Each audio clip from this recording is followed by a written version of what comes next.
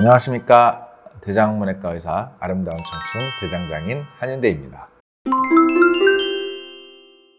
어려운 얘기를 좀 해볼게요. 과민성 장증후군, Irritable Bowel Syndrome이라고 하는데 조금 어렵습니다. 어렵다는 이유는 뭐냐면 진단도 쉽지 않고 치료도 쉽지 않기 때문이죠. 이게 예전에는 한 1950년대인가에는 무슨 경령성 대장염, 막 배 아파하고 뒹굴고 이러니까 장염이 심하게 왔나 보다라고 해서 그런 진단을 많이 내렸었다가 특정한 기질적 원인이 없는 거죠. 즉 딱 이게 문제다라고 찾을 수 있는 바가 없는데 환자분은 배도 아프고 설사도 했다가 변비도 왔다가 막 장 운동이 막 꼬여있고 막 여러 가지가 복잡하니까 환자는 증상을 호소하는데 의사는 명확히 뭘 찾아내기가 어렵고, 그런 환자들 군을 별도로 모아서 과민성 장증후군이라는 진단을 내리기 시작했어요. 그래갖고 이제 무슨 로마 재단인가 하는 데서 모여갖고 자기들끼리 이제 컨센서스를 이루는 거죠. 어떤 게 그렇다고 봐야 되느냐 이런 부분들을 많이 내렸는데, 가장 기본적인 거는 기질적 원인이 없어야 됩니다.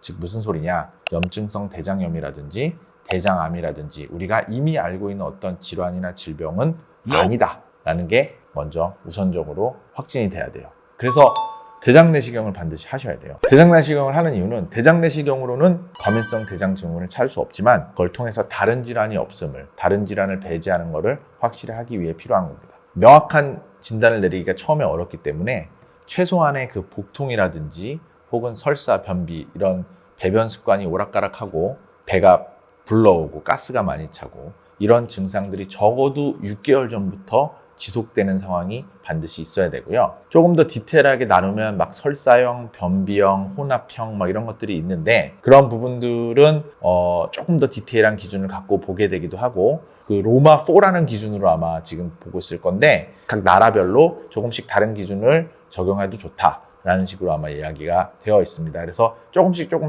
다르게 보는데 어쨌든 큰 기준으로는 적어도 6개월 전부터 이런 증상이 있어야 되고, 최근 3개월에는 그런 증상이 또 반복적으로 계속 나타나고 있어야 되고. 자, 그러면 이 과민성 장증후군은 어떻게 치료를 해야 되느냐?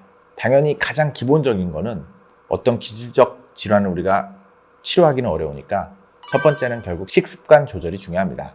식습관은 여러분들 여기저기 찾아보시면 그 포드맵식이라는 게 있어요. FODMAP라 그래서 여러 가지 당류에 대한 이야기가 있는데, 이런 식단으로 식사를 할 경우에는 장내 삼투압이 올라가고 소장내 흡수가 안 좋아지고 그런 얘기들 많이 합니다. 대장에서의 장내 미생물들 발효도 좀 많아지고 이러면서 가스도 많이 나오고, 그래서 이런 부분이 좀 낮게 되어 있는 시기를 하면, 이런 저포드맵 시기를 하면 이런 과민성 장증후군의 중증도를 좀 확실히 낮출 수 있다는 보고들이 많이 나오고 있습니다. 두 번째로 중요한 거는 운동을 하는 게 좋습니다. 아무래도 여러 가지 소화를 좋게 하고 장 운동을 좋게 하려면 육체적 운동이 좀 필요한데요.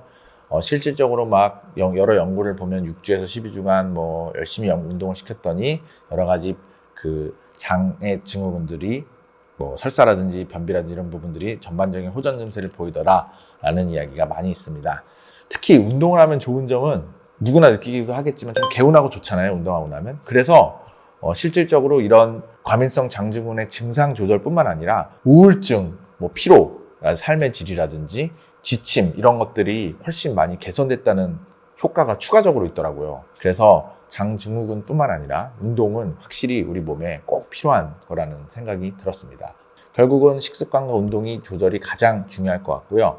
그 외에도 내 증상에 맞춰서 약들이 있습니다. 설사를 많이 하시는 분들은 좀 변비약을 줄 수도 있고, 변비가 있는 분은 좀 잘 볼 수 있도록 완화제를 주는데, 그거는 상황에 따라 조금씩 다르고 특정 타입에서는 잘 듣기도 하고 아니다라는 얘기들이 종종 있습니다. 유산균도 궁금해 하실 것 같은데, 비피도박테리움이라고 하는 소위 우리가 말하면 약간 비피더스일 것 같은데, 비피더스인가? 어쨌든 비피도박테리움 같은 애들이 이런 장증후군에 도움이 된다는 연구들도 일부 있습니다. 하지만 아직은 유산균이 완전히 충분한 도움을 준다는 증거가 명확하진 않기 때문에 직접 섭취를 해보시고 확인해 보시는 게 좋겠습니다. 아무래도 스스로 생활습관만으로는 조절이 좀 어려우실 수 있으니 지속되는 이런 증상이 있으면 병원에 가서 의료진과 꼭 한번 상의를 해보시면 좋겠습니다. 여기까지 오늘 대장문외과 의사 아름다운 청춘 대장장인 한윤대였습니다. 감사합니다.